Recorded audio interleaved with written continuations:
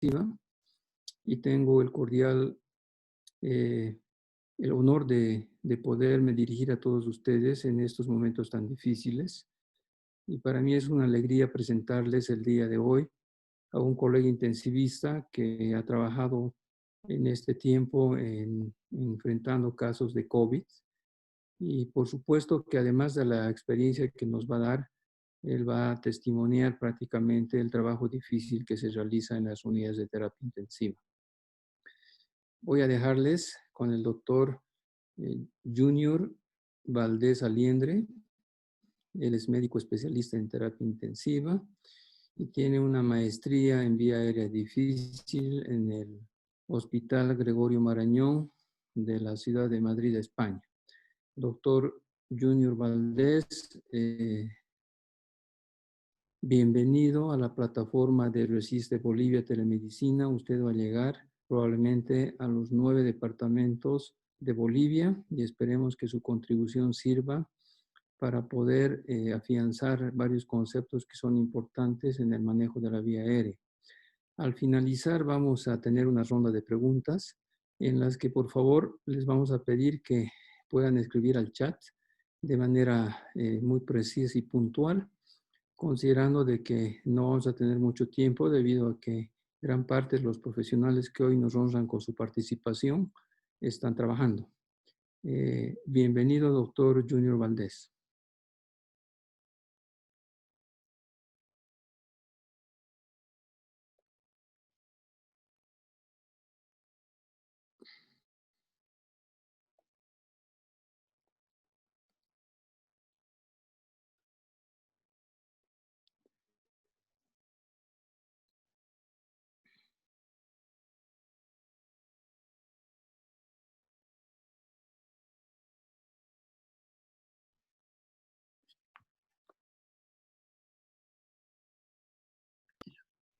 ¿Me escucha? Muy buenos días nuevamente, doctor Carlos Ibáñez, muy agradecido a su persona, felicitar la iniciativa por emprender esta actividad de carácter académico, científica. Además, agradecer al equipo de la doctora HIT con el proyecto Resiste Bolivia. Y bueno, muy buenos días a todos los que nos pueden ver y nos pueden escuchar en diferentes departamentos de Bolivia. En realidad, un saludo especial a todo el departamento del Beni, que en estos momentos sabemos que están pasando momentos muy difíciles. Y bueno, el tema que vamos a abordar el día de hoy es el manejo de la vía aérea en unidades de cuidados críticos en pacientes con COVID-19. En realidad,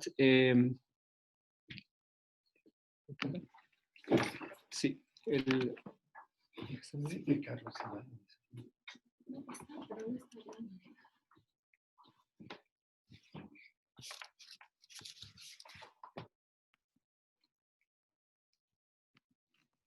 Perdón, la pantalla no está activa. Por favor, no estamos viendo las diapositivas.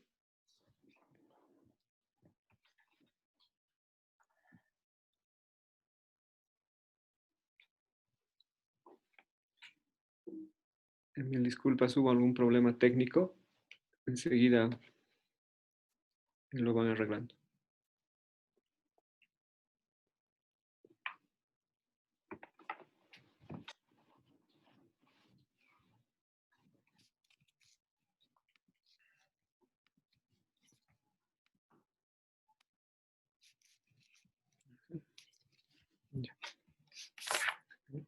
Bueno, vamos a empezar preguntándonos por qué es diferente el manejo de la vía aérea en el paciente con COVID-19. Bueno, definitivamente un aspecto fundamental es la alta capacidad viral de contagio entre seres humanos. Ustedes saben que el virus prácticamente es altamente transmisible, sobre todo por la vía respiratoria, y definitivamente pues, nos ha cobrado una alta mortalidad en todo el mundo. Segundo, los procedimientos que implican el manejo de la vía aérea por excelencia son generadores de aerosoles. Tercero, los pacientes críticos que llegan a la unidad de terapia intensiva con COVID-19, con sospecha o confirmación, tendrían una mayor carga viral. Y bueno, la capacidad de infectar también al personal de salud, como muestra este estudio chino, en la ciudad de Wuhan. Prácticamente el 41% de las infecciones habían sido adquiridas en el hospital y más del 70% de estos pacientes eran personal de salud. Por supuesto, no podemos dejar de lado la menor evidencia actual, lo cual nos pone también en una situación muy difícil al momento de tomar decisiones. Por eso es que hemos tratado de resumir la evidencia actual y la hemos tratado de adaptar un poco a nuestro medio actual, ¿no?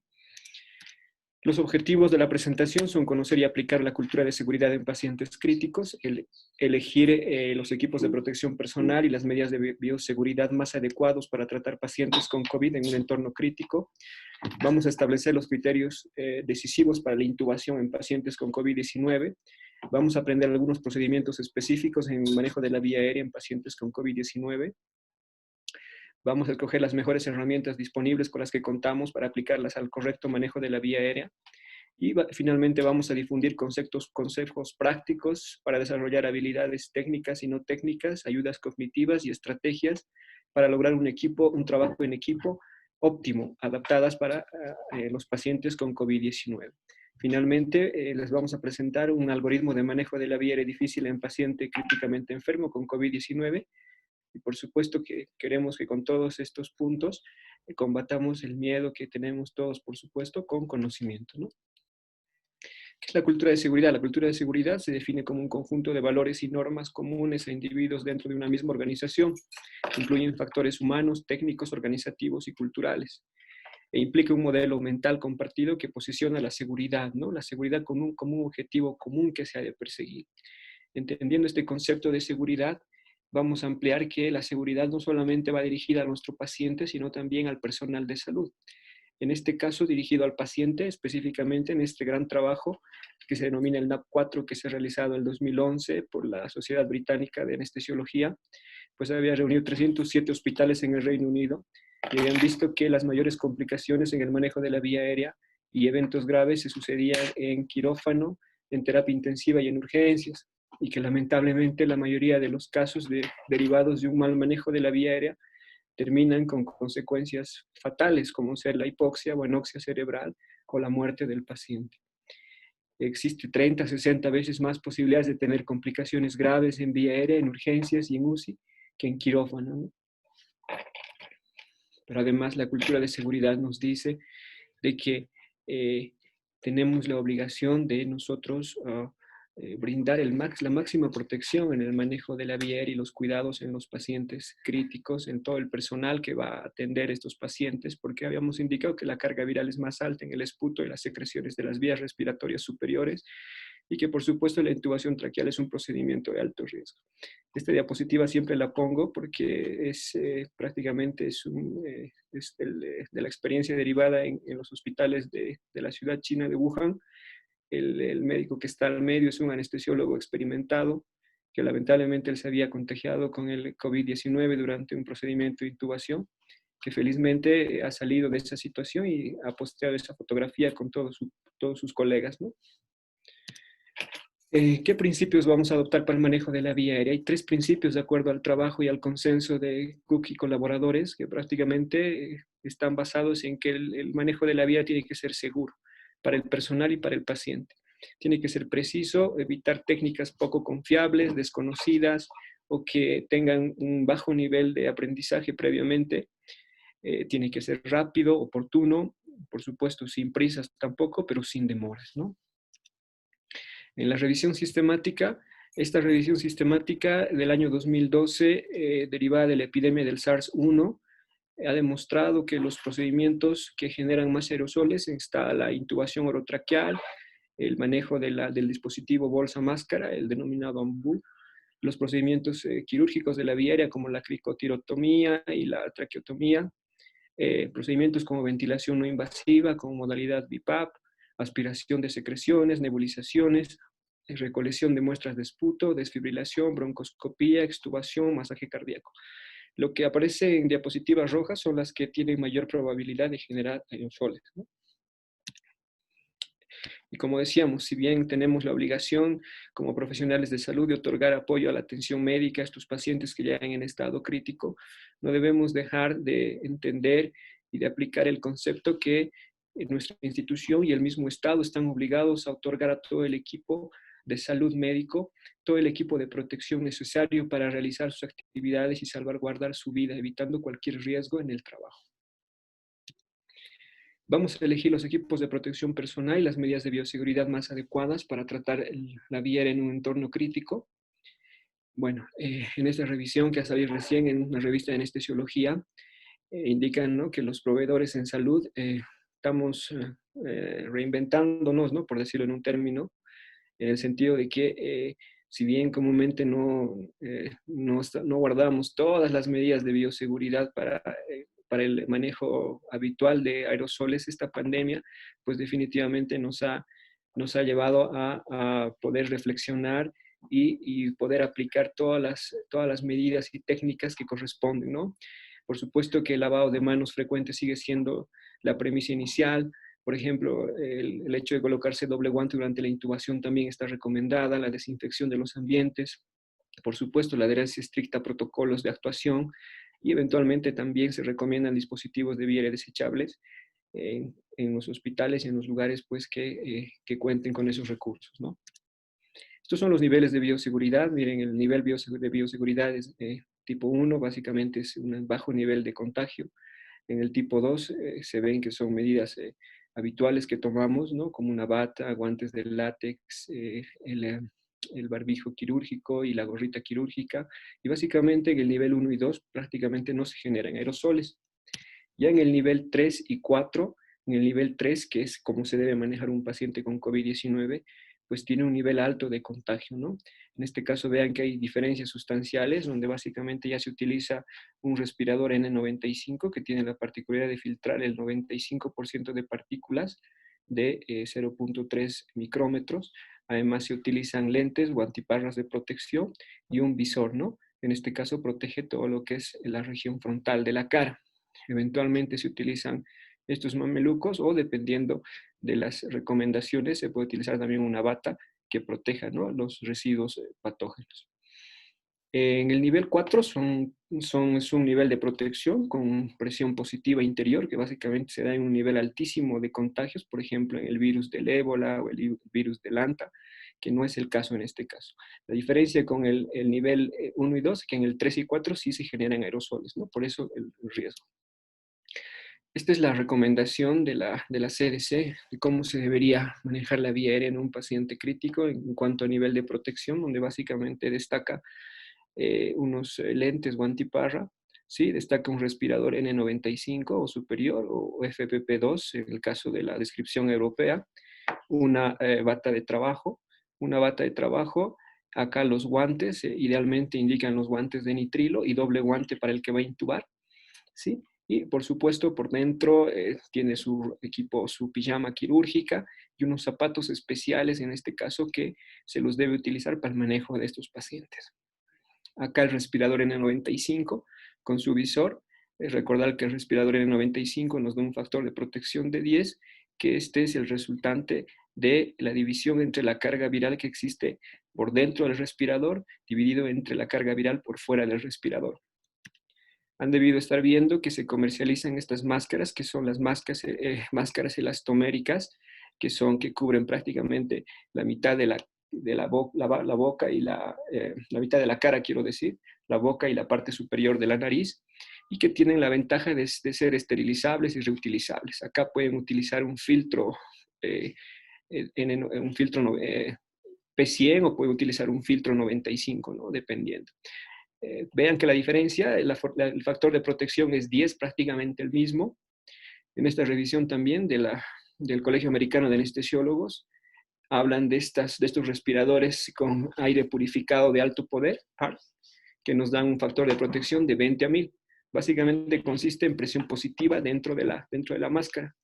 Pero vean que las recomendaciones internacionales nos hablan de que no es necesario utilizar estos dispositivos. Con el uso correcto del N95 sellada, protector ocular, cubrir el cabello y eventualmente no utilizar barbas, son suficientes, ¿no?, para evitar el contagio y el riesgo de infecciones, ¿no?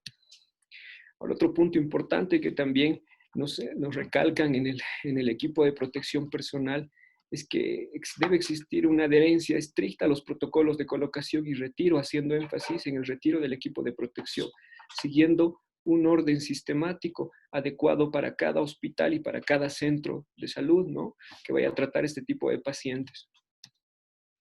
Acá en esta experiencia de la intubación en la ciudad de Wuhan, que por supuesto han atendido muchos pacientes, nos recomiendan utilizar el doble guante, idealmente el segundo guante de nitrilo, que nos confiere mayor protección para aislar los patógenos y eventualmente, ¿no?, evitar los contagios. El guante interno sirve para permitir el retiro del EPP sin tocar zonas potencialmente contaminadas.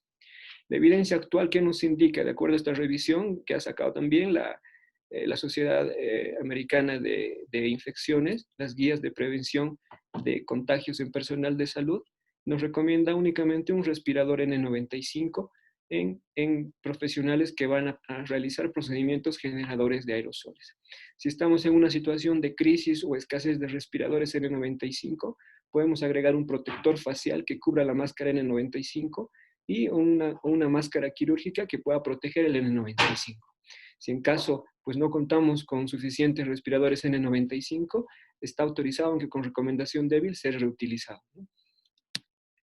Pero por supuesto que no solamente se trata de equipos de protección personal, sino también se trata en ambiente. Para esto es muy importante y con recomendación fuerte las guías de la campaña del manejo de críticos en coronavirus nos habla de salas de presión negativa, ¿no? Con buenas tasas de intercambio de aire, con intercambios de más de 12 a 20 intercambios por hora para minimizar el riesgo de exposición, ¿no? Además, la descontaminación de superficies y equipos, minimizar el contacto innecesario con el paciente y con la superficie y el manejo cuidadoso de los desechos que son considerados potencialmente infecciosos, ¿no?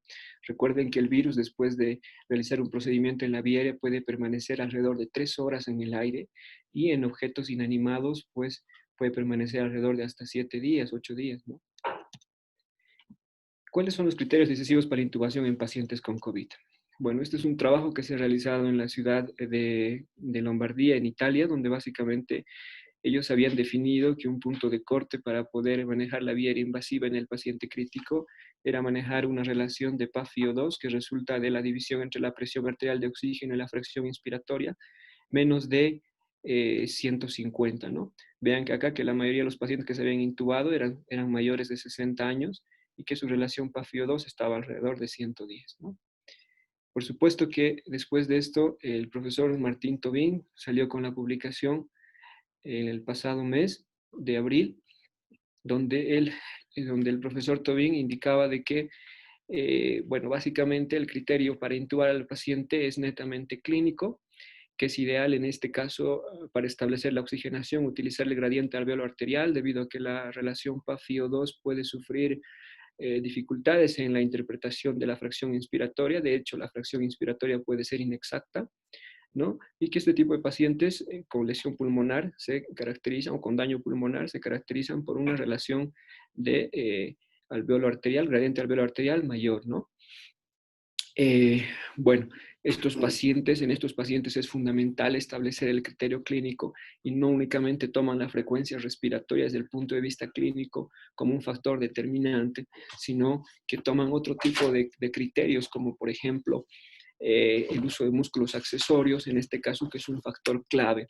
Esto derivado a qué? A los dos fenotipos que ha prácticamente establecido Gattinoni, donde tenemos un fenotipo A, que se denomina el fenotipo low, y un fenotipo B, high, alto, donde básicamente el fenotipo A, este es un paciente que llega con hipoxemia severa con una relación PaFiO2 menos de 100, pero clínicamente está con taquipnea leve, no usa músculos accesorios, no tiene tiraje, no tiene ansiedad, no tiene signos neurovegetativos, no tiene alteración del sensorio, ¿no? Y en estos pacientes con una taquipnea leve no es un criterio, ¿no?, para poder intubar. Y de esto además se ha derivado los trabajos, por ejemplo, actualmente que se están realizando los pacientes con COVID, con la ventilación no invasiva, ¿no?, enfocada a las cánulas de alto flujo y al decúbito prono, que por supuesto trae mejoras significativas en la mejora de la relación ventilación-perfusión. Ya cuando se llega a este estadio, que es un distrés típico, el fenotipo B, que describe Gattinoni, donde básicamente hay un compromiso de las zonas dependientes del pulmón, por supuesto, este paciente probablemente entre una severa insuficiencia respiratoria y necesite pues intubación y ventilación mecánica, ¿no? Entonces, el profesor Tobin nos habla de que básicamente la decisión permanece eminentemente clínica, el aumento del trabajo respiratorio, analizar la anomalía del intercambio de los gases y los infiltrados pulmonares. Acá vean una tomografía de una paciente que atendimos con un severo compromiso bilateral de tipo alveolar intersticial y marca como un signo clave el uso de músculos accesorios, la contracción fásica del esternocleidomastoideo, ¿no? Para poder evaluar que el paciente ya se encuentra en aumento del trabajo respiratorio y ese punto debería ser ya pensar que este paciente necesita ya la intubación endotraqueal, ¿no? Por supuesto que no debemos dejar de lado los valores normales de gases en sangre que tienen que estar adaptadas a nuestro medio. Estos son los valores normales. Por supuesto que manejamos menor presión barométrica y por lo tanto la presión inspiratoria y la presión arterial de oxígeno es menor en nuestro nivel donde vivimos, ¿no? A la altura de 3.600 metros sobre el nivel del mar. Bueno, sobre la BNI, las cánulas de alto flujo, prácticamente los beneficios de la posición prona, boca abajo, trae beneficios sustanciales en mejorar la oxigenación en las zonas dependientes y aún así mejora en la perfusión de estos alveolos, mejorando, por supuesto, la oxigenación. Esta posición prona con el apoyo no invasivo, con las cánulas de alto flujo, con flujos de 60, 70 litros por minuto, ha demostrado que puede evitar la intubación, pero siempre con una vigilancia estrecha. De hecho, en este trabajo, por ejemplo, que está haciendo en el hospital de Maimonides en New York, prácticamente han sacado estos criterios para poder evaluar si el paciente es candidato, si tolera la ventilación no invasiva con el decúbito prono en vigil, o si ya es candidato prácticamente a iniciar la ventilación mecánica, aquí con un puntaje de 6 o más, tomando en cuenta la frecuencia respiratoria, uso de músculos accesorios, la amplitud respiratoria y evaluar el estado general, ¿no? ¿Cuáles son los procedimientos específicos para el manejo de la vía en estos pacientes? Bueno, primero vamos a definir que un paciente con coronavirus que llega crítico a la unidad de terapia intensiva es por definición una vía fisiológicamente difícil. ¿Por qué? Porque llega con un nivel de hipoxemia severa, ¿no? Y esto, pues, es prácticamente, prácticamente es un entorno antes del paro cardíaco, ¿no? Eh, es probable que las cifras de hipoxemia severa sean muchas más altas en los pacientes con COVID-19. A esto se suma el compromiso hemodinámico y cardiovascular. Casi la mitad de los pacientes de la UCI desarrollan hipotensión post la intubación como efecto de los agentes de inducción y, por supuesto, el hecho de la transición de ventilación con presión negativa a la ventilación con presión positiva hace que la hemodinamia pues, se torne inestable, ¿no? La inestabilidad hemodinámica es un predictor independiente de muerte después de la intubación y la hipotensión preintubación se asocia a mayores días y estadía mayor en terapia intensiva, ¿no? Entonces, por ejemplo, de este trabajo que se ha realizado en la ciudad china de Wuhan, una vez más, 202 pacientes en 2 hospitales de Wuhan, la intubación al primer intento se había logrado únicamente en el 89% de los pacientes y prácticamente la hipoxemia y la hipotensión son muy comunes, ¿no? Con el paro cardiocirculatorio en un 2% y otras complicaciones como el neumotórax un 6% y no muerte en las primeras 24 horas, ¿no? ¿Qué es lo que vamos a utilizar entonces para minimizar las complicaciones en estos pacientes? Lo que vamos a hacer es la secuencia rápida de intubación, que tiene el objetivo no solamente de intubar al primer intento, sino mantener la reserva cardiopulmonar. Y para eso vamos a lograr y vamos a seguir una serie de pasos que van desde desde la preparación del paciente, la preoxigenación, la optimización, la posición, la parálisis y la inducción, la colocación del tubo endotraqueal y los cuidados post-intubación. ¿Pero qué es la secuencia rápida de intubación? Es básicamente la administración de un fármaco inductor potente seguido de un relajante neuromuscular, administrado después de una preparación y una preoxigenación adecuada del paciente. La técnica se basa en el hecho de que el paciente no se encuentra en ayuno y tiene un riesgo elevado de broncoaspiración, ¿no? Es muy importante definir de qué tipo de paciente estamos tratando. Es importante predecir que este paciente potencialmente ya se considera viera difícil, pero tenemos también otros scores que nos avalan y nos apoyan a esta a este criterio. Por ejemplo, este score que ya es ampliamente difundido en las unidades de terapia intensiva, que es el score de Macocha, que deriva de la evaluación de la vía aérea, el Mallampate, si el paciente tiene un síndrome de apnea obstructiva del sueño, a eso se suma si el paciente tiene movilidad cervical reducida, una apertura bucal disminuida, a eso se suma si ya con un nivel de hipoxemia y en coma, pues sumando 3 puntos más ya se considera que un paciente es intubación difícil. 2, la preparación y optimización del paciente y el equipo para la dificultad, ¿no? O sea, no solamente se trata de evaluar que el paciente potencialmente es una vía difícil, sino tener todos los argumentos para tratar la misma. Y no solamente me refiero al recurso material, ¿no? Tener los insumos, sino tener los profesionales adecuadamente entrenados para sortear esta dificultad. El otro punto importante es el reconocimiento. Muchas veces fallamos cuando no podemos intubar al paciente y pensamos que definitivamente ahí se acaba todo, digamos, ¿no? Y no restablecemos prontamente la oxigenación y el paciente tiene riesgo de paro cardiopulmonar, ¿no? Bueno, la preparación consiste desde designar las áreas, decíamos, ¿no? Y por supuesto, en los hospitales tienen que haber áreas designadas para tratar estos pacientes, lo que habíamos hablado entre un área limpia y un área sucia, ¿no? Y el área de transición, que básicamente es un área de bajo riesgo, ¿no? La preparación también consiste en tener un carro específico de vía aérea, que vean en este caso es un carrito que hemos preparado, que es un carro que es altamente movible, no es un carro de paro como tal, es fácilmente, digamos, se lo puede limpiar y desinfectar fácilmente y tiene todos los instrumentos y los insumos a la mano para poder tratar. Es un carro específicamente para estos pacientes. El hecho de tener el ambulla para manejar la preoxigenación conectado a los filtros de alta eficiencia de partículas, los filtros EPA, conectado entre la máscara en este caso o el tubo endotraqueal y la bolsa AMBU, pues es esencial para poder afrontar estos pacientes, ¿no? Aquí un filtro de alta eficiencia o un filtro HMF, intercambiador de humedad y calor, están recomendados con filtración, alta potencia de filtración de partículas, tener conectado el sistema cerrado de aspiración para evitar las desconexiones y generar aerosoles, por ejemplo, está indicado. Y la preparación, el ventilador mecánico tendrá que estar en un modo inactivo, inmediatamente listo para conectarse y activarse cuando se conecte al circuito al paciente. La preparación de listas de chequeo es muy importante, los llamados checklists, en este caso no solamente de los insumos, tener todo lo que se necesita para tratar y abordar el manejo de la vía aérea, desde un videolaringoscopio, tubos con aspiración subglótica de diferentes tamaños, 77585, guiadores de tipo boogie, guantes estériles, gasa cintada y todos los fármacos que nos van a ayudar a la inducción y al mantenimiento y a la intubación del paciente. Por supuesto, el laringoscopio convencional, el AMBU con filtro antibacteriano, las cánulas, y muy importante tener un equipo de rescate quirúrgico de la vía, un equipo de cricotirotomía que básicamente, miren, consiste en un bisturí, tener una pinza Kelly, un boogie y un tubo 6 o 6.5, ¿no?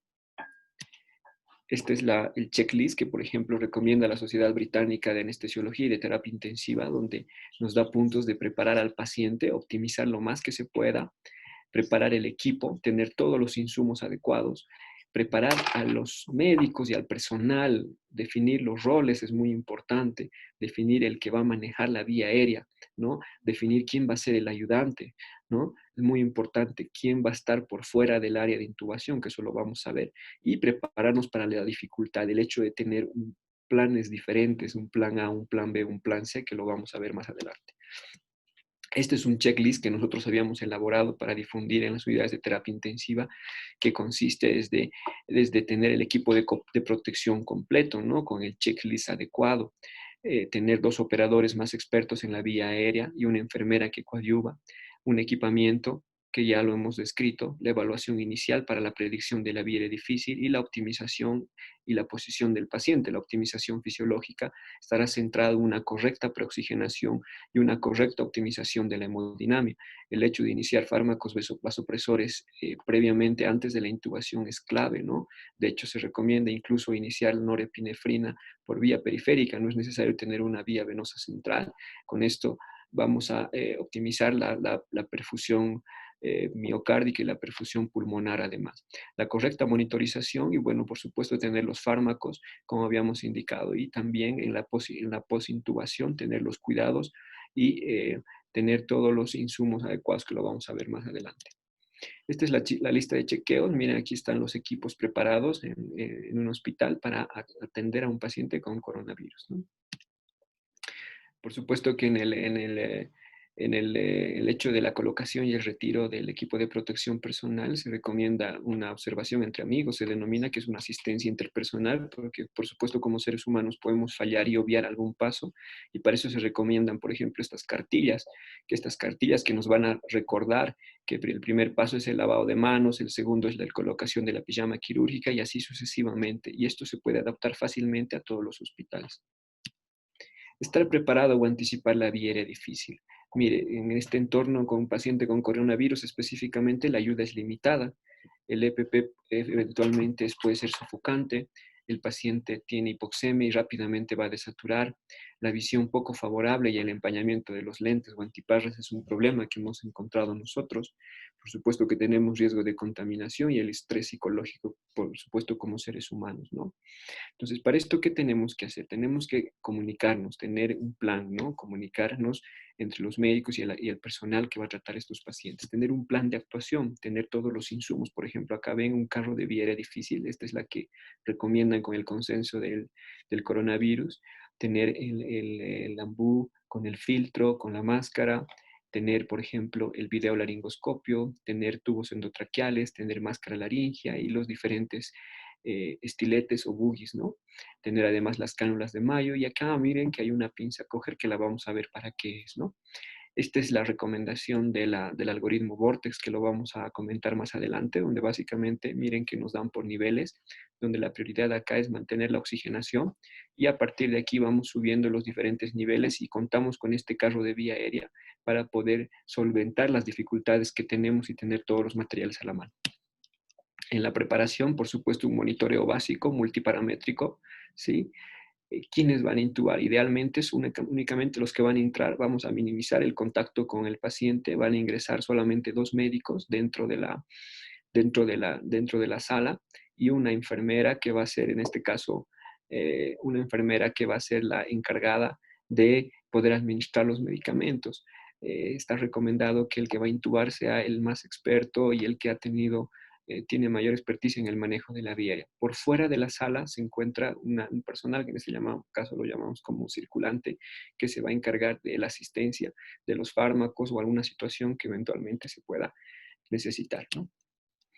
Miren, la preparación, bueno, los objetivos habíamos dicho que no solamente es la intubación al primer intento, ya da la secuencia rápida de intubación, sino mantener en todo momento la reserva cardiopulmonar y mantenernos en esta zona verde que, de acuerdo al algoritmo Vortex, es la zona segura, ¿no? El uso de vasopresores antes de la intubación es esencial para esto, ¿no? Y la preoxigenación adecuada, correcta, por supuesto. Este es un algoritmo que habíamos elaborado nosotros con un plan A, un plan B, un plan C. ¿No? Habíamos visto que bueno, el objetivo siempre es mantener la reserva cardiopulmonar, la preoxigenación con una máscara sellada con FiO2 del 90 al 100%, alrededor de 3 a 5 minutos la preoxigenación. Tenemos siempre un plan A, un plan B y un plan C. En el plan A, en este caso, habíamos elegido nosotros el laringoscopio, ¿no? Con la hoja curva, y si eventualmente tenemos éxito, pues el paciente se intuba, se clampea el tubo orotraqueal y se conecta a la ventilación mecánica, ¿no? Si fallamos en la intubación, solamente tenemos 3 intentos. Lo que tenemos que hacer es oxigenar y por supuesto ya está listo nuestro ombú con el filtro. Si recuperamos la saturación, tenemos que cambiar de dispositivo. En este caso, un videolaringoscopio es ideal, ¿no? Si podemos tener éxito, pues conectamos a ventilación mecánica, pero si fallamos en el intento, nuevamente es oxigenar al paciente. Si podemos oxigenar, podemos intentar con otro dispositivo, ¿no? Por ejemplo, la intubación a través de una máscara laringea, por ejemplo, de segunda generación. Pero si fallamos durante la intubación con videolaringoscopio y fallamos en oxigenar al paciente, ahí nos encontramos en una zona que es realmente crítica, que es la situación de no intubable y no ventilable. Y en este caso, como hemos dicho, que la prioridad es mantener la oxigenación, lo que está indicado es realizar una cricotortiotomía, ¿no? De emergencia para oxigenar al paciente. Tal vez este es el punto más clave porque nosotros demoramos en pasar y a veces nos olvidamos que la oxigenación es la clave y demoramos mucho y realmente esto trae consecuencias funestas, ¿no?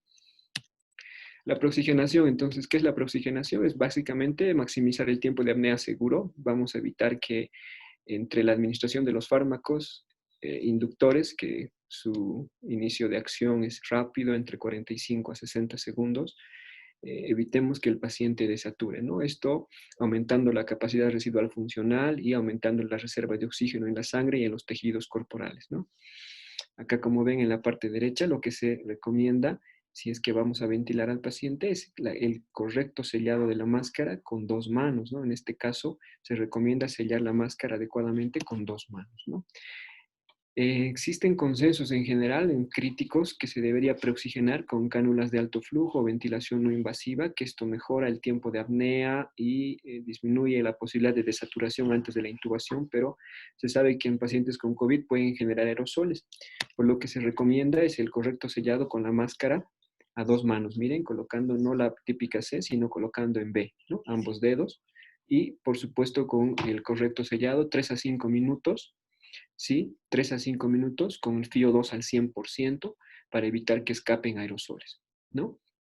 La correcta preoxigenación va a depender que el paciente no desature durante la intubación, aunque eventualmente esto puede ser un reto y muy, muy difícil en los pacientes con coronavirus, pero es lo que debemos hacer, ¿no?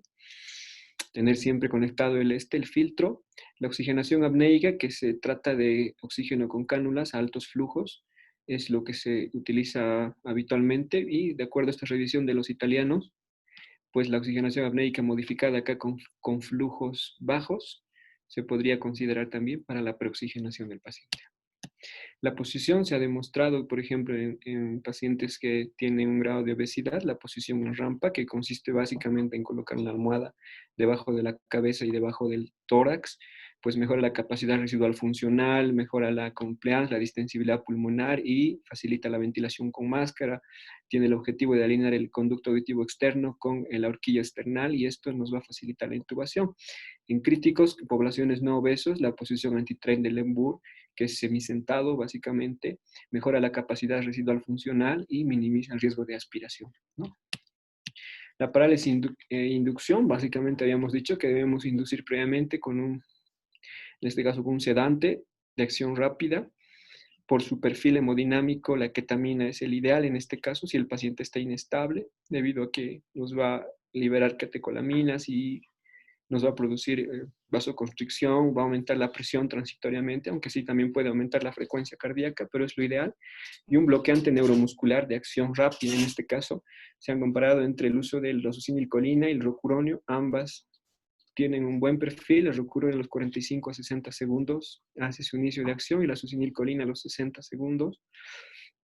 Si el paciente está estable, se puede utilizar otro fármaco, en este caso inductor, por ejemplo el propofol, que en este caso nos va a producir hipnosis rápida y seguido del bloqueo neuromuscular con cualquiera de los dos relajantes neuromusculares, ¿no? Recordar que entre las opciones que tenemos de los fármacos, todos ellos pueden producir a cierto grado de depresión miocárdica y de vasodilatación, por lo que se debe tener cautela en utilizar las dosis y saber escoger específicamente qué utilizar, ¿no? Dentro de la colocación del tubo ha habido mucho debate en esto. Si bien las recomendaciones internacionales nos hablan del uso del videolaringoscopio, pues la recomendación es débil de acuerdo a las recomendaciones de las guías de la campaña de sobreviviendo a la sepsis. Lo que sí está claro es que el personal con mayor experiencia y mayor habilidad debería hacerse cargo de esta vía aérea. Cuidados post-intubación, una vez que se ha intubado el paciente, lo que hacemos es inflar el CAP, ¿no? Inmediatamente inflamos el balón de neumotaponamiento con una presión entre 20 a 30 centímetros de agua, perdón, aquí es agua, ¿no?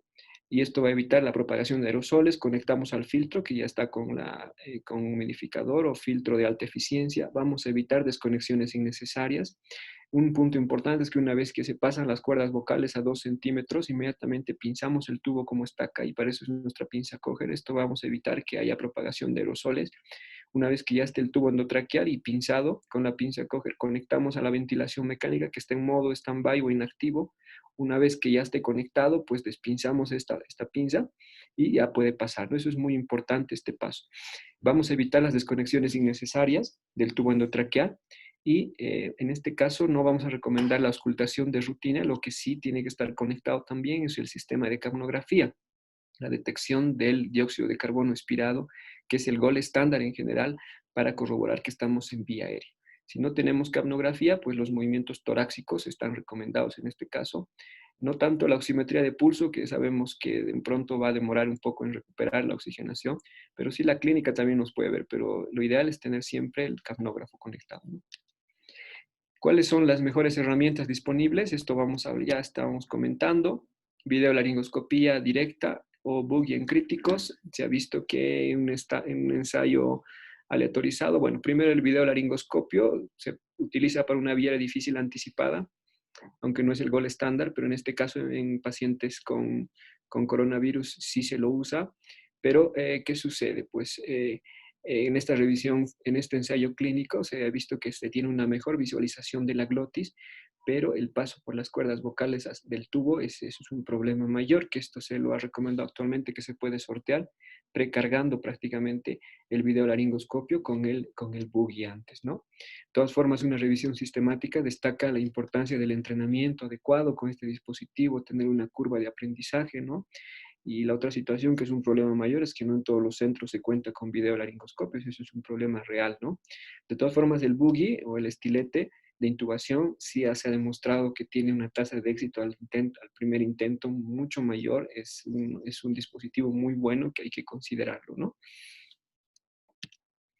Acerca del videolaringoscopio y el laringoscopio. Miren, la revisión sistemática en críticos, el videolaringoscopio no disminuyó el tiempo en la intubación y la eficacia al primer intento. Sí tiene algunas complicaciones, como por ejemplo la de desaturación rápida y la dificultad en el paso del tubo endotraqueal, por lo que se recomienda utilización con cautela, requiere entrenamiento y una curva de aprendizaje, pero por supuesto que estamos en la obligación de tener este entrenamiento y aplicar los mejores elementos en nuestros pacientes, ¿no?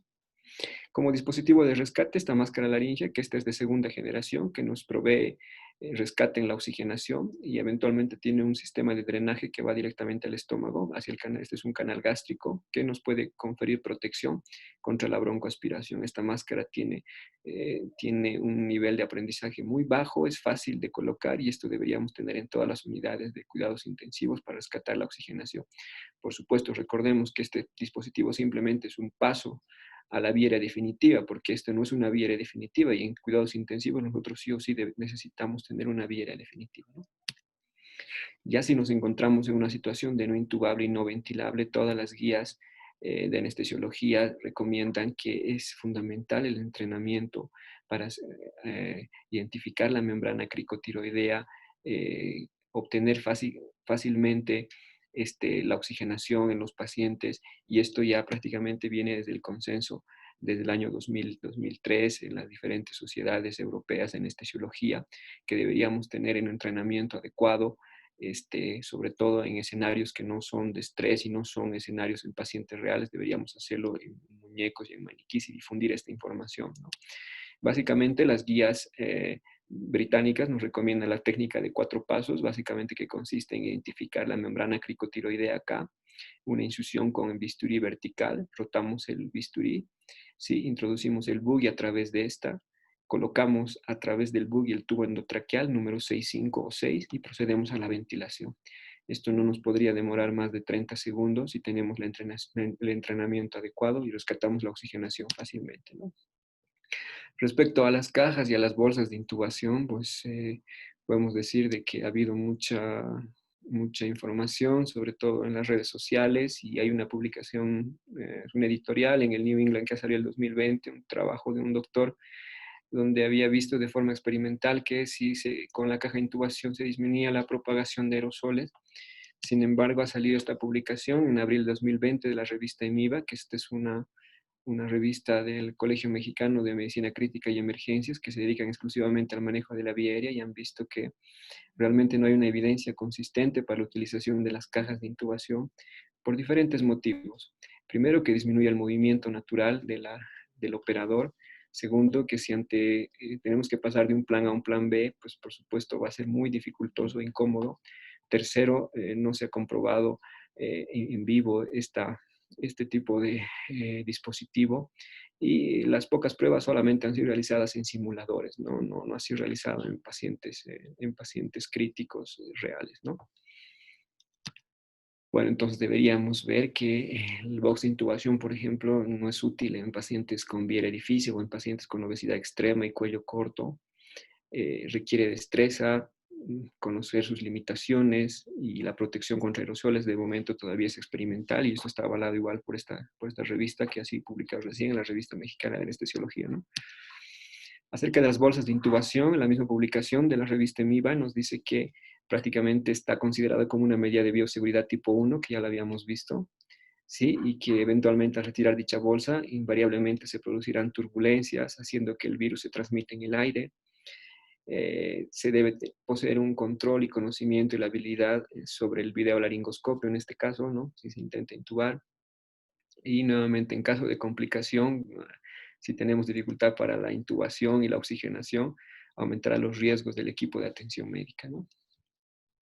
Estas dos editoriales igualmente hablan, aquí estos dos doctores que son de anestesiología igual nos dicen que debido a la conmoción que produce también el exceso de las redes sociales, hace que, y por supuesto nosotros como seres humanos podamos acceder a todo lo que tenemos disponible, pero lamentablemente hay ciertos dispositivos que todavía no tienen una evidencia clara, y lo que nosotros buscamos siempre es mantener los principios, y un principio básico es mantener la seguridad del paciente, ¿no? Bueno, respecto a la extubación, pues básicamente la prueba de respiración espontánea, cuando ya se ha pasado en la etapa crítica, no varía. Se sabe que el destete o el destete o el periodo de destete winning en un paciente crítico supera cerca del 50% de todo el tiempo de ventilación mecánica, y eventualmente al tratarse de pacientes con patologías respiratorias, este puede ser más dificultoso. Se aplican los criterios clásicos que mejore la patología de base que ha motivado el inicio de la ventilación mecánica, en este caso la insuficiencia respiratoria hipoxémica, que tenga un nivel de conciencia adecuado, que tenga un adecuado índice de oxigenación, que tenga una presión positiva mínima, que tenga hemodinamia estable con dosis mínima de fármacos vasopresores, y lo que sí se recomienda es que se utilicen estas pruebas de ventilación, como por ejemplo este índice de respiración superficial llamado índice de Tobin, que predice con buena sensibilidad y especificidad la posibilidad de éxito en el destete, ¿no? ¿Qué consideraciones especiales? No realizar las pruebas de respiración espontánea en tubo en T porque genera aerosoles. Sí, fácilmente se puede realizar la prueba de ventilación espontánea, como indica el profesor Tobin, con una PIB de 7 y con una PIB de 0 y una presión de soporte mínima de 7. Y durante la extubación apagar el ventilador. Durante la extubación apagar el ventilador antes de desinflar el globo, es decir, ponerlo en modo inactivo, ¿no? Una vez que es extubado el paciente, colocarle un barbijo y oxígeno, por supuesto, ¿no? Para evitar la propagación de aerosol. Las bolsas de extubación, igual, hay muchos trabajos que se están desarrollando de manera experimental que durante el proceso de extubación eventualmente podrían minimizar el riesgo de exposición, pero tampoco hasta el momento tienen una evidencia consistente, ¿no? Algunos consejos prácticos para desarrollar habilidades de comunicación. Ya el modelo Vortex prácticamente se ha vuelto un modelo clásico ya de aproximación y manejo de vía aérea que está siendo enseñado en todo el mundo, que básicamente es en qué consiste, ¿no? El profesor Charco nos habla de tomar en cuenta que los factores humanos y la gestión en recursos durante la crisis es fundamental. El entrenamiento no solamente habilidades técnicas, o sea, no solamente saber manejar el videolaringoscopio, el AMBU, sino no técnicas, tener una capacidad de comunicación y de organización con todo el equipo, planear todo lo que hablábamos y hacer en conjunto, digamos, un plan de trabajo, ¿no? Básicamente el modelo Vortex es una ayuda cognitiva donde nos da, miren, 3 niveles. Aquí básicamente estamos en un nivel seguro, donde el paciente está correctamente oxigenado, y a partir de acá tenemos diferentes dispositivos para poder lograr el acceso a la vía aérea. Ya si nos encontramos en esta zona más oscura, es una zona de, digamos, de alto riesgo. En esta zona es la situación de no intubable y no ventilable que prácticamente deberíamos evitarla, ¿no? En cada uno de estos, en cada uno de los planes, se recomienda maximizar al máximo desde una correcta posición del paciente, eh, correcta relajación del paciente, utilización del tamaño correcto de los dispositivos, utilizar los eh, elementos adjuntos correctamente, en este caso los boogies, tener, por supuesto, el sistema de aspiración y evaluar, por supuesto, el adecuado tono muscular, la relajación muscular, ¿no? La simulación es muy importante. Aquí nosotros estamos en entrenamiento en un paciente que con sospecha en un paciente con un muñeco que habíamos pensado que era un paciente con paro cardiorrespiratorio, con COVID-19, y lo que planteamos es facilitar la familiaridad y la identificación de problemas no identificados, ¿no? Lo que intentamos hacer es conversar antes, durante y después del entrenamiento y hacer esto para que las cosas nos salgan mejor, ¿no? Y bueno, el plan de manejo de la vía ya se los había nombrado anteriormente. Básicamente este sería, digamos, como el recordatorio, manejar con los planes diferentes. Esto lo habíamos adoptado con el laringoscopio porque hemos visto qué es lo que contamos en nuestras unidades y con lo que tenemos mayor experiencia. Sabemos de las bondades del video laringoscopio, pero sabemos también y tenemos la responsabilidad de seguirnos entrenando para poder tener la mayor destreza posible, ¿no? Para el manejo de estos pacientes, ¿no? Entonces, los mensajes para la casa, donde decimos que en tiempos de crisis regresamos a lo más básico, pensando que no siempre lo más complejo es lo mejor. Aplicamos la mejor evidencia disponible para tratar a los pacientes con COVID. Se dice que uno aprende de sus errores, no de sus éxitos, y los intensivistas muchas veces somos considerados expertos en situaciones a las cuales nunca hemos sido expuestos debido a que son eventos muy poco frecuentes. Se sabe que la teoría por sí sola no genera expertos, por lo que encontrar un mecanismo de práctica, simulación en tiempo real, mejorará la educación médica significativamente, ¿no? Yo les agradezco mucho y bueno, tiempo de mandar un abrazo fuerte a todos los departamentos y en especial al Beni, ¿no? Que Dios los bendiga. Muchas gracias. Muchas gracias, Muchísimas gracias, doctor doctor. Valdés.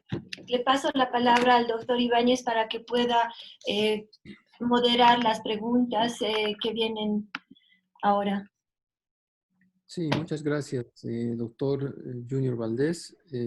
Ha sido muy importante la contribución que nos ha hecho sobre el tema del manejo de la vía aérea. Y prácticamente hay dos escenarios, ¿no? El escenario en el cual las unidades de emergencia, las unidades COVID, las unidades críticas COVID, pueden tener todos los dispositivos y cumplir con todos los medios de seguridad, pero lamentablemente en situaciones de crisis y en situaciones donde lamentablemente no tenemos el apoyo logístico y ni siquiera tenemos hospitales, el control de la vía aérea realmente es un riesgo fundamental para el personal de salud. Y yo pienso que el mensaje es muy claro.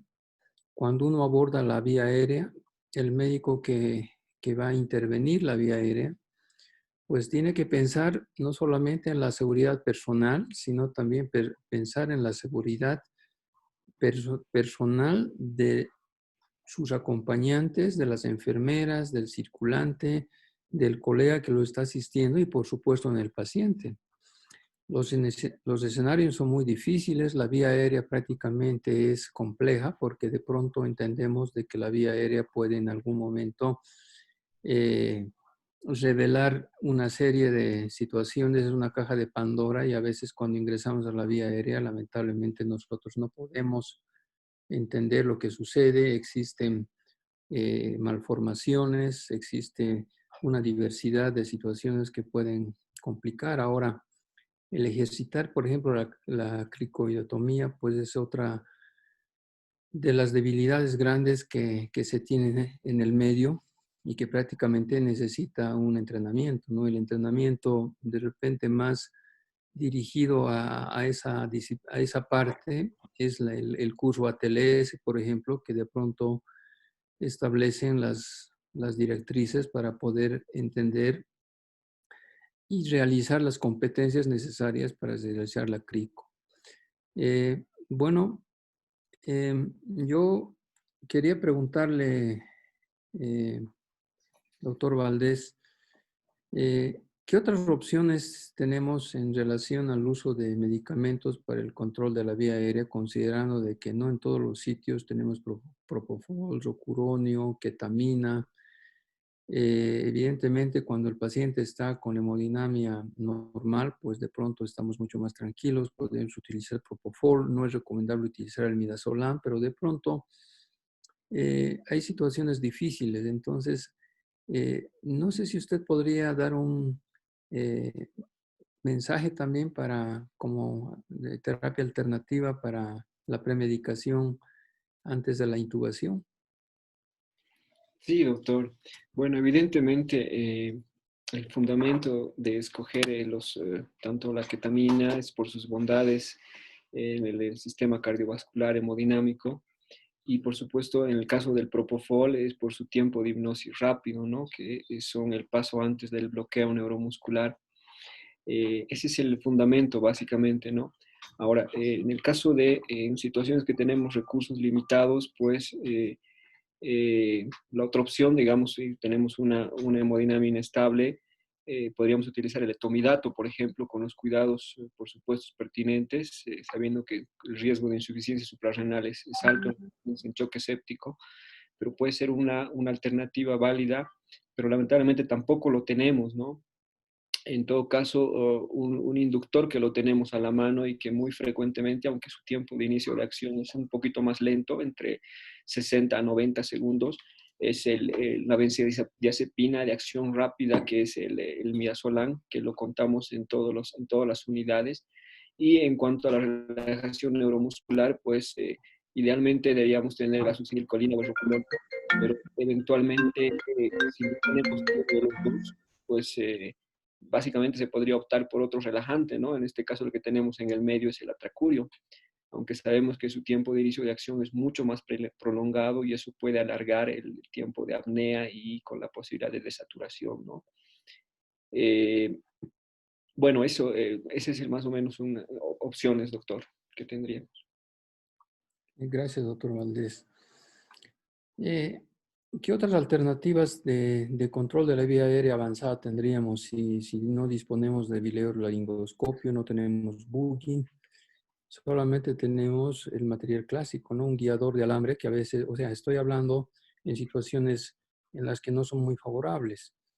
¿Cuáles serían las recomendaciones para controlar la vía aérea teniendo limitación técnica de repente los dispositivos para poder lograr el objetivo?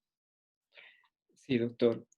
Bueno, una guía maleable, en este caso que se denomina fiador, para darle la correcta curvatura al tubo endotraqueal es una opción.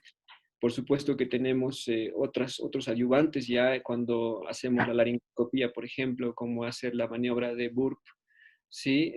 Que es la presión del cartílago cricoides hacia abajo, hacia arriba y hacia la derecha, lo cual puede optimizar la visualización de la glotis. Es una opción muy, muy buena que puede facilitarnos la intubación endotraqueal y por supuesto seguir las otras recomendaciones, ¿no? El hecho de que el paciente esté en una correcta posición, creo que es muy importante iniciar con eso. El hecho de estar adecuadamente relajado también, verificar el tono muscular es muy importante, ¿no? Entonces, partiendo de esos principios que son muy básicos en situaciones de recursos limitados, pues nos puede ser muy útil, ¿no? Esas maniobras que están demostradas que pueden mejorar, ¿no? En caso de que no tengamos videolaringoscopio, no tengamos estiletes Boogie o guías Froba, por ejemplo, que son los adyuvantes, yo creo que los principios básicos, optimizarlos, creo que es lo ideal, doctor. En el tema de la aerolización, el hecho de poder generar aerosoles, que en realidad son las gotitas de líquido o de saliva, o en la aspiración de la vía aérea generar la movilización de los fluidos. Eh, Lamentablemente, las zonas tropicales no todas tienen aire acondicionado. Y si las tienen, el aire acondicionado a veces genera movimiento de aire, o sea, ¿qué quiere decir? Que el equipo sopla para que sea mucho más coloquial en lo que voy a decir.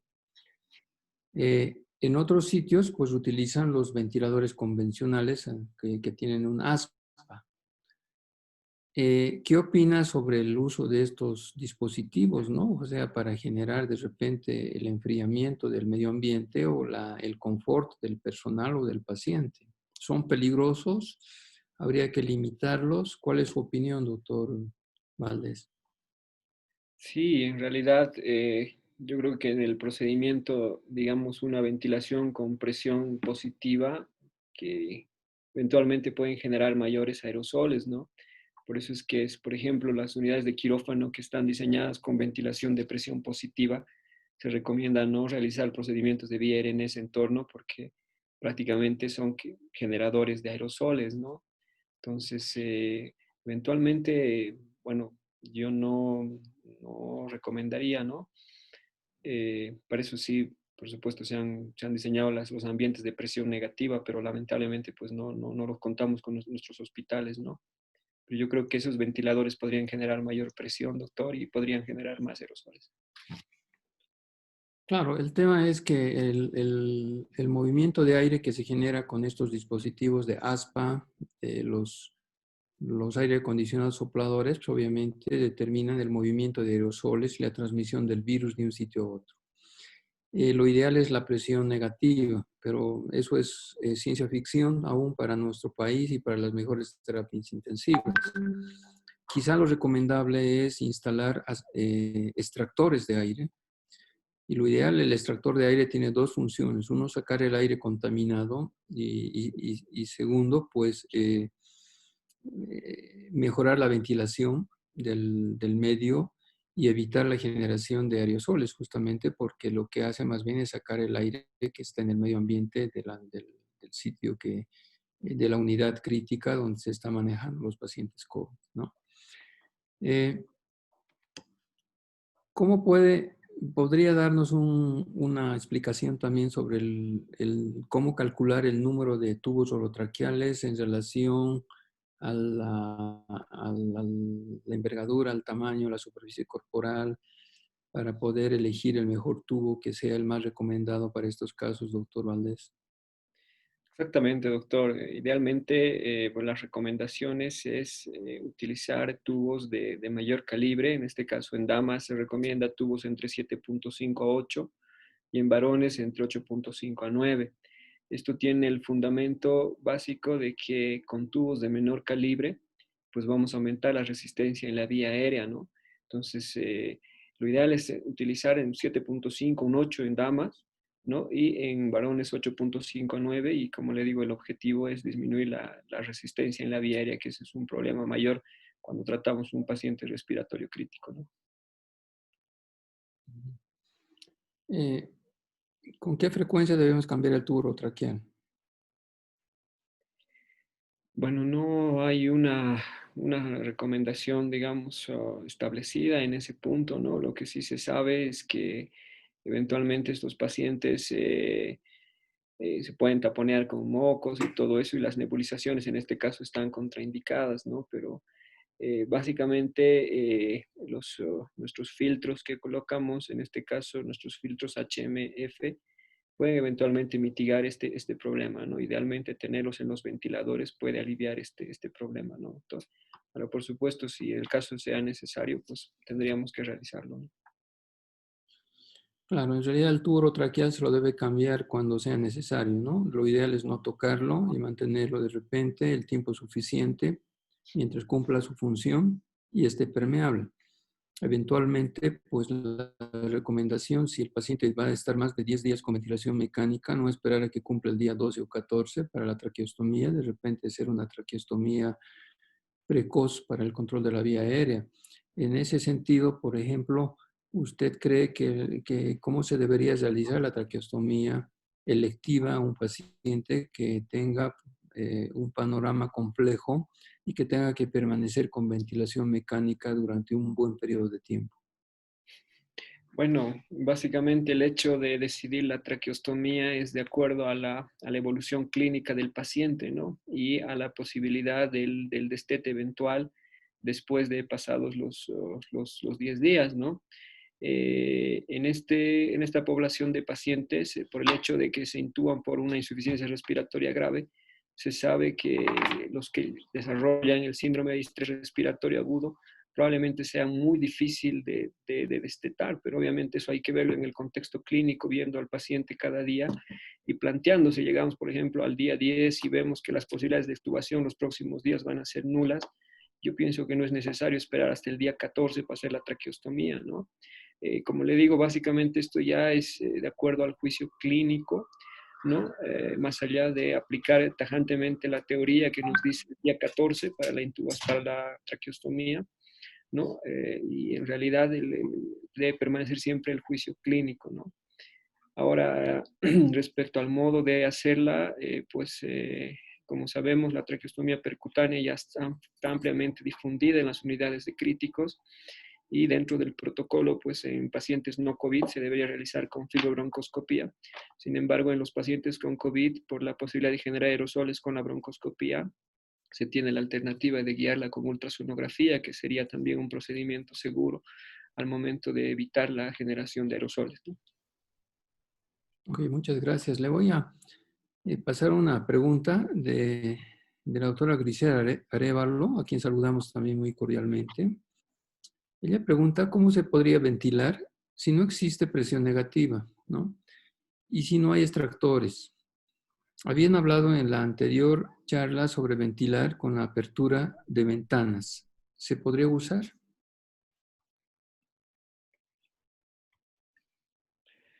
Bueno, esa es una pregunta un poco... la verdad que dependiendo, ¿no? O sea, tal vez habría que ver otras condiciones climáticas, ¿no? Por ejemplo, la dirección del viento, eso podría, por ejemplo, traer más aerosoles, ¿no? Si en el caso, en realidad eso no tiene una recomendación, ¿no? Pero de pronto son medidas que se están utilizando de manera empírica. Pero yo pienso que el correcto uso de las medidas de protección personal y un cuidadoso, digamos, planificación del control de la vía aérea nos va a evitar la mayor generación de aerosoles, ¿no? A ver, sí, está muy bien, doctor Valdés. Grisel, yo quiero decir lo siguiente. Primero, es evidente de que en zonas tropicales es muy difícil, ¿sí? El tema de enfriar el medio ambiente por el calor excesivo que existe y por tratar de intercambiar el aire enrarecido de la unidad, ¿no? Eso no solamente sucede donde está usted, sino probablemente en casi todas las unidades de terapia intensiva que no tienen un sistema de extracción y menos van a tener presión negativa. Como estamos aprendiendo sobre la marcha, cualquier acción puede poner en peligro al personal. O sea, el personal es el cuidador y nuestra obligación es cuidar al cuidador. Ese es el eslogan que debemos manejar. Es el eslogan de la Sociedad Americana de Terapia Intensiva, cuidar al cuidador. ¿Y quiénes son los cuidadores? Son las enfermeras, los médicos, el personal de salud que está ahí al lado del paciente. Esos son los cuidadores. ¿Y quién tiene que cuidar a los cuidadores? Nosotros también. O sea, los que estamos de repente controlando, comandando un grupo COVID y en algún sitio donde podamos de repente tener una capacidad de influir ante algunos circunstancialmente grupos de poder, pero lamentablemente nada va a cambiar esa realidad de que no tengamos esa posibilidad de tener confort en las unidades. Si usted puede abrir la ventana, pero considerando de que no existe un viento importante o una brisa que sea significativamente peligrosa como para que poder levantar todo el aerosol de todos los sitios, pues es mejor que no lo haga. Pero si la brisa es tranquila y simplemente está en un momento muy tranquilo del temporal, pues yo creo que sí se puede y sí se debe abrir la ventana, ¿no?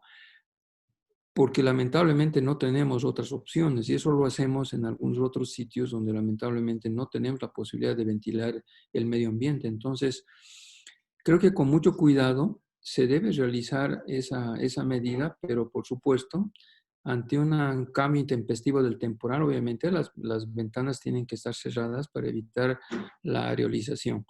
Y la aerolización no afecta ya al enfermo, la aerolización afecta al personal. Y no solamente al personal que está dentro de la unidad COVID, sino al personal que está fuera, porque obviamente el aire se mimetiza en todos los sectores y puede difundir el virus hacia otros sitios.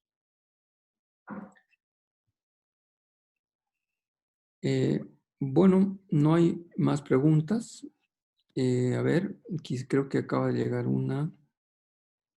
Pues me dice que Giselle está en Villamontes, ¿sí? Y que se han improvisado áreas COVID. La unidad de terapia intermedia no cuenta con ningún tipo de ventilación, o sea, me imagino que tampoco tiene ventanas. Entonces, si no tienen ventanas, eso es aún mucho más riesgoso porque no hay forma de que ese lugar se pueda ventilar. Entonces, esas unidades COVID de repente no son las más recomendadas y habría que considerar, pues, movilizarlas hacia otros sitios. Ahora, si ustedes han visto en el panorama que ha tenido Italia y España, ellos han construido hospitales móviles en centros en coliseos, en estadios, en colegios. ¿Cuál es el principio de ello? Los techos muy altos, donde prácticamente el aire no se sature y exista prácticamente un recambio natural del medio ambiente. Y entonces por eso que se debe buscar ambientes que tengan un techo muy alto, no techos cortos, porque definitivamente el enrarecimiento y la concentración viral es altamente peligrosa, ¿no? Ese detalle también siempre hay que tomarlo en cuenta en el momento en que vayamos a elegir una área COVID que sea, que en vez de ayudar a la salud de los enfermos, pues más bien contribuya a ser un potencial riesgo de salud para los que estamos trabajando en él. Bueno, doctor Junior Valdés, yo quiero agradecerle a nombre de Resiste Bolivia, que es un programa de telemedicina. La plataforma virtual para hacer consultas de casos difíciles está disponible para cualquier colega del país que quiera interactuar en algún momento con médicos especialistas en terapia intensiva. Pueden escribir al link que tienen en el portal.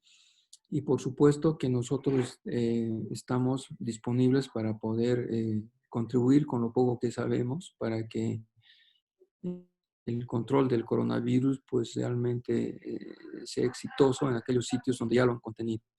Donde no lo han podido contener, pues ojalá que se unen los esfuerzos para poder trabajar en ese objetivo.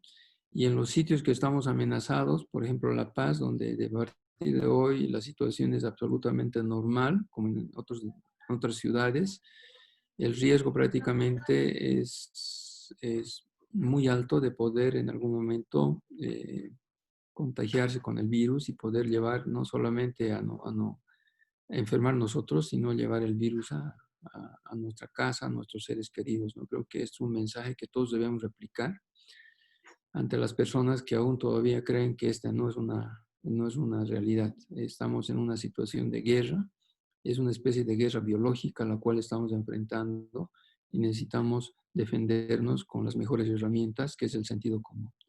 Muchas gracias, doctor Junior Valdés, y quisiera que se despida de las personas que el día de hoy han tenido la satisfacción y nos han honrado con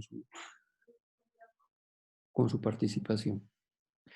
Muchas gracias, doctor Ibáñez. Para mí es un placer, a tiempo de agradecer nuevamente a su persona y, por supuesto, a la doctora Gita acá presente, a todo el equipo que realmente veo que tiene una organización impecable y, por supuesto, estamos trabajando y están trabajando para servir a todos los bolivianos. Yo simplemente digo que eh, esto va a continuar.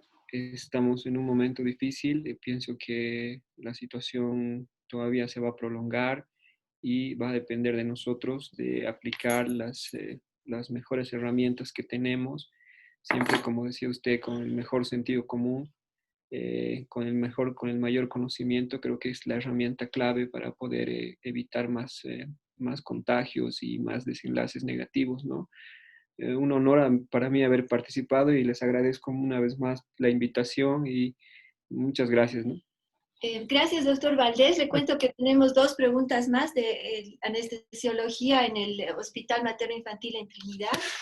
La primera pregunta es si el filtro antibacterial, si usted conoce la composición del filtro antibacterial.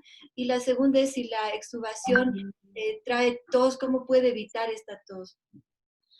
Sí, bueno, se sabe que la extubación es un procedimiento por excelencia de generación de aerosoles, ¿no? O sea, durante la extubación sí va a toser el paciente. Para eso las recomendaciones que tenemos es, una vez que está todavía el paciente en ventilación, desinflar el globito, ¿no? Y una vez que ya se procede a la extubación, dejar el ventilador en stand-by, por supuesto, porque lo vamos a extubar en modo de presión soporte. Y una vez extubado el paciente, colocar el barbijo inmediatamente. Es una medida muy útil, que es la que recomiendan, por ejemplo, la bibliografía que hemos revisado, que puede eventualmente disminuir, ¿no? Ahora, por supuesto que el otro punto importante es que todo el equipo que va a realizar este procedimiento tiene que tener su correcto uso del equipo de protección personal, ¿no? Respecto a los filtros, pues lo que está recomendado son los filtros de alta eficiencia, ¿no? Son los filtros de alta eficiencia de filtración de partículas, que son los filtros EPA. Estos filtros tienen en su estructura básicamente la capacidad de poder filtrar partículas al 99.9%, ¿no? Que es lo que está recomendado. Si me permiten, yo quisiera hacer una contribución sobre esa pregunta. Primero, en el proceso de extubación, ya en el destete, el médico y el personal tienen que estar hablando permanentemente con el paciente y tienen que enviarle claramente recomendaciones de lo que va a suceder en el momento en el cual vaya a ser desconectado. Eso es importante, que el paciente sepa lo que tiene que hacer y que esté preparado, ¿no? Y que no se sorprenda que en el momento en que se lo desconecte o se le quite el tubo traqueal, va a tener que ponerse una mascarilla de inmediato. Y esa mascarilla, obviamente, él tiene que entender que es para la protección del resto del personal. Y segundo, lo ideal, y lo ideal digo porque no creo que se cumpla mucho en algunos sitios, es hacer un control, ¿no? De PCR siempre, un control de laboratorio en los pacientes para ver si de repente, después de varios días de ventilación mecánica, de soporte y que están saliendo adelante, todavía siguen siendo positivos al PCR, ¿no? Eso definitivamente es interesante porque de la vía aérea podemos obtener alguna muestra. El sitio más contaminado, la profundidad de la vía aérea, y podemos de repente aspirar más bien una muestra interesante para poderla mandar al laboratorio. Obviamente sé que hay grandes limitaciones para ello, pero creo que ese detalle es importante para saber si el paciente sigue estando con un componente viral activo y de esa forma tomar todas las previsiones que se recomienden. Gracias, doctor. Bueno, excelente. Muchísimas gracias por la participación, doctor Valdés. Repetir una vez más que los médicos de base tienen la oportunidad, cualquiera de nosotros es un médico de base, de conectar con la plataforma virtual para que los especialistas correspondientes los puedan asesorar. ¿Cómo se logra esto? Envíenos su email y les vamos a mandar una invitación para participar de una presentación en el manejo de la plataforma. Agradezco al doctor Ibáñez también por ser el panelista en nuestra sesión de hoy día y les vamos a enviar una invitación para el siguiente webinar. Hasta luego. Muchas gracias. Gracias. Chao. Gracias.